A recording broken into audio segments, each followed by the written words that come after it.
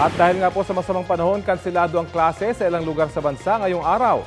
Batay sa anunsyo ng Department of the Interior and Local Government, walang pasok ang lahat ng antas sa Metro Manila, Ilocos Norte, Ilocos Sur, La Union, Pangasinan, Cagayan, Nueva Vizcaya, Abra at Apayao. Gayon din sa Benguet, Ifugao, Kalinga, Mountain Province, Bataan, Bulacan, Nueva Ecija, Pampanga, Tarlac at sa Zambales. Wala rin pong pasok ang lahat ng antas sa Cavite, Quezon, Batangas, Laguna, Rizal, Marinduque, Occidental Mindoro, Oriental Mindoro, Palawan at sa Romblon.